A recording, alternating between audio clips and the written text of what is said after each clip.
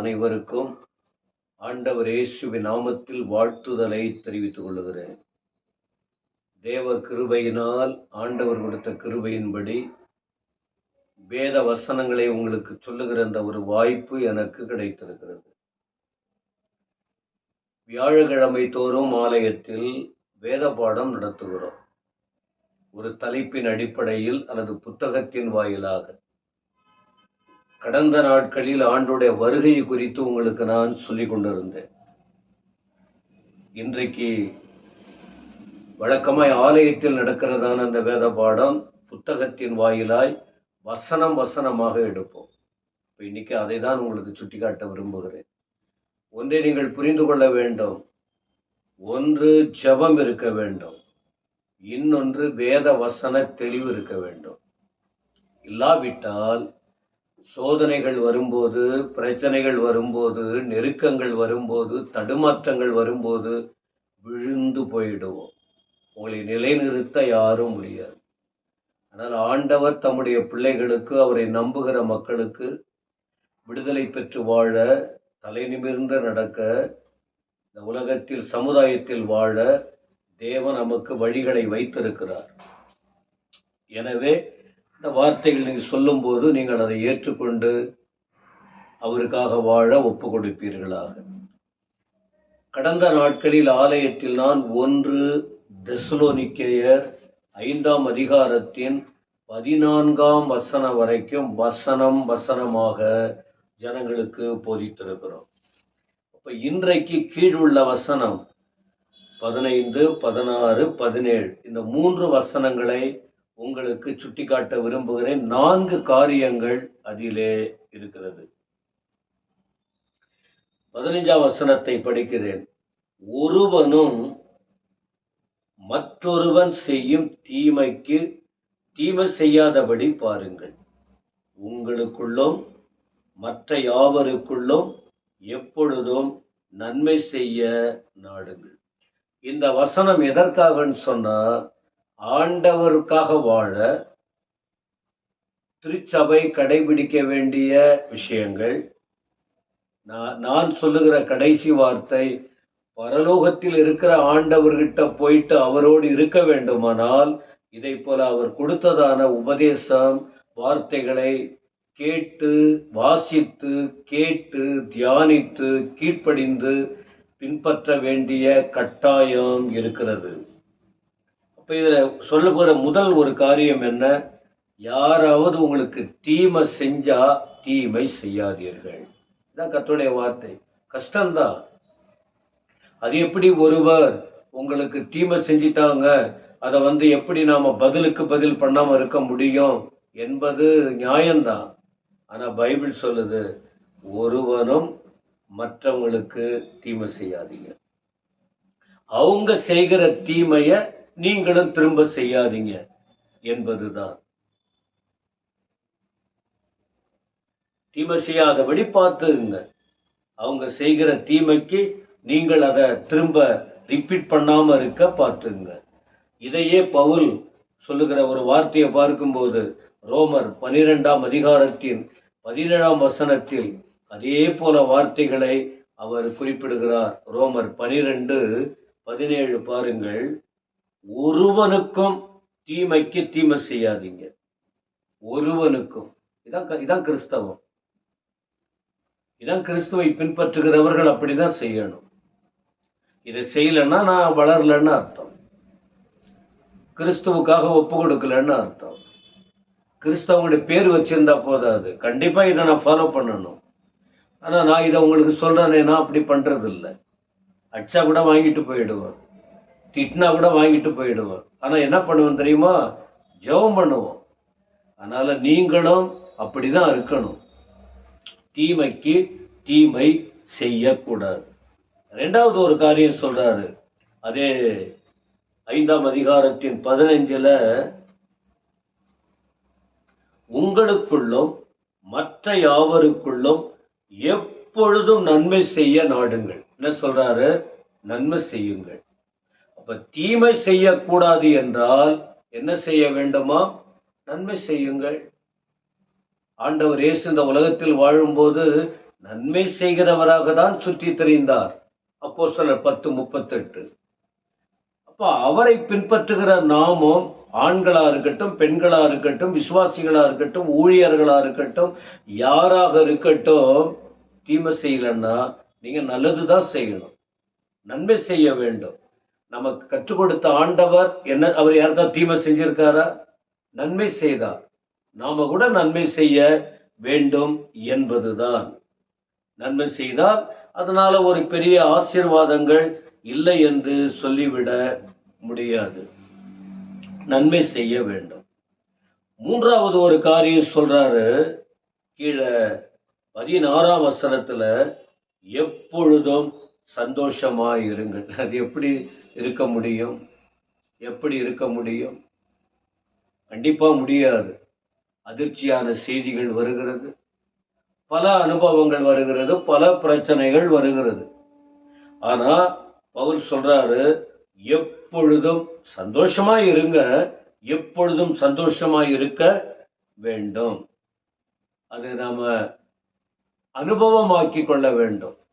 இதெல்லாம் எப்ப வரும்னு சொன்னால், கர்த்தரோடு இருந்தாதான், ஆண்டுடைய தொடர்புல இருந்தாதான் இந்த அனுபவங்கள்லாம் வரும். இல்லாவிட்டால் வராது. ஏன்னா பவுல் சொல்லுகிற சில வார்த்தைகளை பாருங்க. பிலிப்பியர் 3ஆம் அதிகாரத்தின் 1ஆம் வசனத்துல பிலிப்பு சபைக்கு அவர் கற்றுக் கொடுக்கும் போது சொல்லுகிறார். பிலிப்பியர் 3:1, மேலும் என் சகோதரரே, கர்த்தருக்குள் சந்தோஷப்படுங்கள். நான் எழுதுனத திரும்ப திரும்ப எழுதுறது எனக்கு ஒன்றும் வருத்தம் கிடையாது. நல்ல காரியத்தை எழுதுற, நல்ல காரியத்தை உங்களுக்கு திரும்ப திரும்ப சொல்லுகிறேன். ஏன்னா நீங்க துக்கத்தோட இருக்கக்கூடாது, நீங்க சந்தோஷமாய் இருக்க வேண்டும். ஆண்டுடைய பிள்ளைகள் சந்தோஷமாய் இருக்க வேண்டும் என்கிற அந்த விஷயத்தை இங்கே சொல்லுகிறார். யாருக்குள்ள சந்தோஷமா இருக்க முடியும்? கர்த்தருக்குள்ள ஒரு மனுஷன் வாழ்ந்தாலும். 4ஆம் அதிகாரத்தின் 4ஆம் வசனம் கூட பாருங்கள். பிலிப்பியர் 4:4, கர்த்தருக்குள் எப்பொழுதும் சந்தோஷமாயிருங்கள், சந்தோஷமாயிருங்கள் என்று மறுபடியும் சொல்லுகிறேன். அப்ப வேத வசனம் சொல்லுது, ஆண்டுடைய பிள்ளைகள் சந்தோஷமாய் இருக்க வேண்டும். ஆண்டவருக்குள்ள இருந்தாதான், என்னதான் தீமை வரட்டும், எவ்வளவுதான் பிரச்சனைகள் வரட்டும், எவ்வளவு கஷ்டங்கள் வரட்டும், சந்தோஷமா இருக்க முடியும். என சந்தோஷப்படுத்துகிற பரிசுத்த ஆவியானவர் நமக்குள்ள இருக்கிறார். காலையில அழுக இருக்கலாம், மாலையில சந்தோஷம். ஆண்டவர் அப்படிப்பட்ட ஒரு அனுபவங்களை அவரோடு இருக்கிறவர்களுக்கு அதை பலப்படுத்தி நடத்துகிற தேவனாக இருக்கிறார். ரோமர் 12:12 கூட இந்த வார்த்தைகளை குறித்து சொல்லும்போது, நம்பிக்கையில் சந்தோஷமாய் இருங்கள். அப்ப சந்தோஷமா இருக்கணும்னா ஆண்டவர் மேல நம்பிக்கை, நம்பிக்கை கொள்ளுகிறவர்கள் சந்தோஷமாய் இருக்க முடியும். நம்பிக்கை அற்றவர்கள் துக்கத்தோடு இருக்க முடியும். தேவன் பேரில் நம்பிக்கை, சந்தோஷம் கொடுக்கிற தேவன் அவர். என்னதான் வந்தாலும் சந்தோஷமாய் இருக்க கேளுங்க ஆண்டவர்கிட்ட.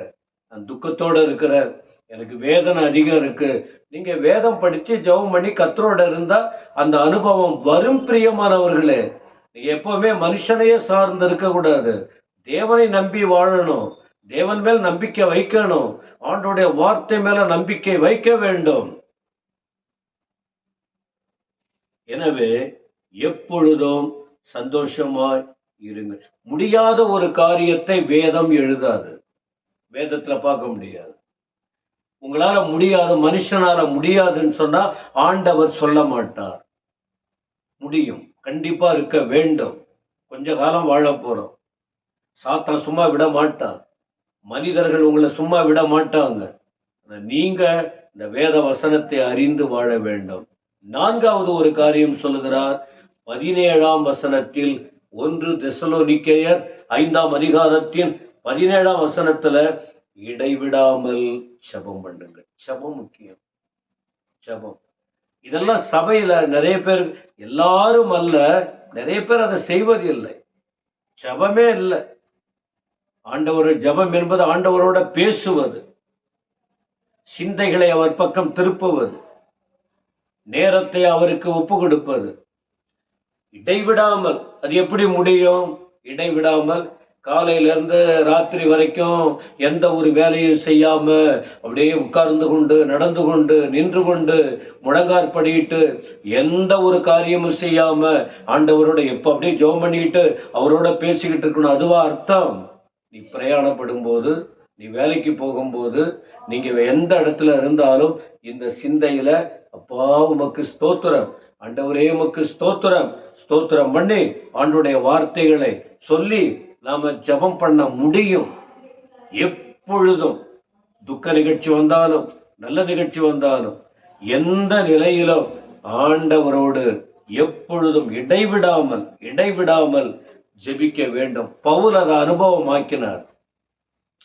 இதே அதிகாரத்தின் இதே புத்தகத்தின் முதல் அதிகாரம் 4ஆம் வசனத்துல அவர் வாழ்க்கையில என்ன இருந்ததோ அதை தான் உங்களுக்கும் சொல்றார்.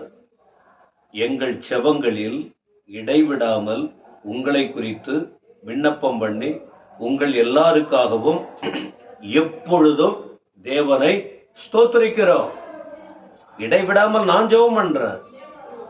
ஊழியத்தை செய்கிற தரிசனத்தோடு செயல்பட்ட பவுல் இடைவிடாமல் ஜெபம் பண்ணாரு.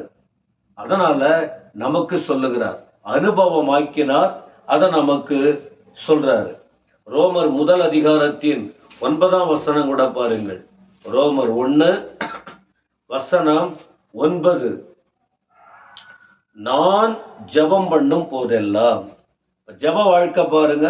ஒரு ஊழியர் என்றால், ஒரு விசுவாசி என்றால், நீ யாராவது இருங்க, ஜெப வாழ்க்கை இருந்தா கடவுளை பிரியப்படுத்த முடியும், அவருக்காக வாழ முடியும். அவர் சொல்றாரு, நான் ஜெபம் பண்றேன், எப்பெல்லாம் ஜெபம் பண்றேன், இடைவிடாமல் உங்களை நினைத்து கொண்டு இருக்கிறதை குறித்து. அப்போ ஆண்டவர் சாட்சியா இருக்கிறார். எப்பொழுதெல்லாம் நான் ஜெபம் பண்ண ஆரம்பிக்கிறேன், உங்களை நான் நினைக்கிறேன். அடிமை கூட பிரியமானவர்களே, எப்பொழுதும் ஜெபம் பண்ற பழக்கத்தை நான் உருவாக்கி வைத்திருக்கிறேன். ஆனா ஜெபம் பண்ணும் போதெல்லாம் ஒவ்வொருவரையும் நினைத்து சில வெளி தேசங்களுக்கு போறோமோ அல்லது வெளி இடங்களுக்கு போறோம், அவர்களை ஞாபகப்படுத்தி அவர்களை நினைத்து ஆண்டவர்கிட்ட ஜெபம் பண்றோம்.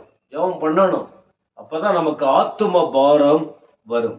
எபேசியர் 6ஆம் அதிகாரத்தில் 18ஆம் வசனத்திலும் பவுல் குறிப்பிடுகிற அந்த வார்த்தைகளை பாருங்கள். 6:18. எந்த சமயத்திலும் சகலவிதமான வேண்டுதலோடும் விண்ணப்பத்தோடும் ஆவியினாலே ஜெபம் பண்ணி அதன் பொருட்டு மிகுந்த மன உறுதியோடும் சகல பரிசுத்தவான்களுக்காகவும் பண்ணும் வேண்டுதலோடும் விழித்து கொண்டிருங்கள். எந்த சமயத்திலும் பிரசங்கத்துக்கு சொல்லும்போது சொல்லுவாரு, சமயம் வாய்த்தாலும் வாய்க்காவிட்டாலும் திருவசனத்தை ஜாக்கிரதையா பிரசங்கம் பண்ணுன்னு. அதே போல சமயம், எந்த சமயத்திலும் நீங்க ஆவியிலே ஜெபம் பண்ண வேண்டும், இடைவிடாமல் ஜெபம் பண்ண வேண்டும் என்று 2 தீமோத்தேயு முதல் அதிகாரத்தின் 3ஆம் வசனத்திலும் அப்போஸ்தலனாகிய பவுல் குறிப்பிடுகிற வார்த்தை பாருங்கள். நான் இரவும் பகலும் இடைவிடாமல் என் ஜெபங்களில் உன்னை நினைத்து உன் கண்ணீரை ஞாபகம் பண்ணி சந்தோஷத்தால் நிறைய படும்படிக்கு உன்னை காண வாஞ்சையாயிருந்து. இதெல்லாம் பார்க்கும்போது அவருடைய பாரம், அவருடைய அன்பின் தன்மை, அவர் இடைவிடாமல் ஒருத்தவங்க நன்மை செஞ்சா அது அதோட மறந்துடுறதில்லை. ஒருத்தவங்களுக்கு ஒரு உதவி செய்து நடத்தி வந்தால் அவங்களை நினைச்சு ஞாபகப்படுத்தி பவுல் அதெல்லாம் அழகாக எழுதுகிறார். எனவே இந்த ராத்திரி வேளையில் எனக்கு அன்பானவர்களே, 4 காரியம் உங்களுக்கு சொன்னேன். இந்த 4 காரியம், இதை நீங்க வேதத்தில் உள்ள வார்த்தைகள் இதை போல ஏராளம் இருக்கிறது. அப்ப என்ன? தீமைக்கு தீமை செய்யாதீங்க, இது கிறிஸ்தவம் அல்ல. நன்மை செய்ய நாடுங்கள், இது தெய்வீக குணம். எப்பொழுதும் சந்தோஷமாயிருங்கள். கிறிஸ்துவுக்குள் ஒரு மனுஷன் இருந்தால் அப்படி இருக்க முடியும். இடைவிடாமல் ஜெபம் பண்ணுங்கள். பவுல் ஜெபம் பண்ணியிருக்காரு, ஆண்டவர் இயேசு ஜெபம் பண்ணியிருக்கிறாரு, நாமளும் ஜெபம் பண்ணணும். அப்படி இருந்தால்தான் நம்ம வாழ்க்கை சீரா இருக்கும், ஆண்டவருக்காக வாழ முடியும், வருகிற சோதனைகளை மேற்கொள்ள முடியும். சீக்கிரம் வரப்போகிற ஆண்டுடைய வருகையில் காணப்பட முடியும். அப்படி செல்ல தேவன் தாமே உங்களுக்கு கிருபை கொடுப்பாராக. கர்த்தர் உங்களை ஆசீர்வதிப்பாராக. ஆமென்.